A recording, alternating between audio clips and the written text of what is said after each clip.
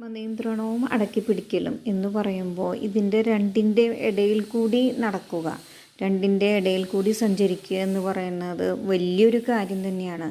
ആത്മനിയന്ത്രണം എന്ന് പറഞ്ഞു കഴിഞ്ഞാൽ നമുക്ക് ആവശ്യമുള്ള സാധനങ്ങൾ മാത്രം വാങ്ങുക, നമ്മുടെ ജീവിതത്തിന് ആവശ്യമായത് ബാലൻസ് ചെയ്ത് പോവുക എന്നൊക്കെ പറയും. പക്ഷേ അടക്കിപ്പിടിക്കൽ എന്ന് പറഞ്ഞു കഴിഞ്ഞാൽ എന്താണ്?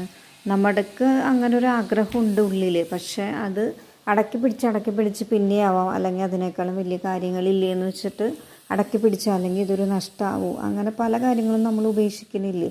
ചിലപ്പോൾ ചില വസ്തുക്കൾ തിങ്സ് വാങ്ങാനായിരിക്കും, സാരീസോ ഓർണമെൻറ്റ്സോ, അതിങ്ങനെ അടക്കി പിടിക്കും. കാരണം അതൊരു നഷ്ടമാവോ, ഇനി അതവിടെ ഇരുന്ന് കീറോ, അതല്ലെങ്കിൽ അതിൻ്റെ വില കുറയോ, ഇങ്ങനെയുള്ള കാര്യങ്ങളെ വെച്ചിട്ട്.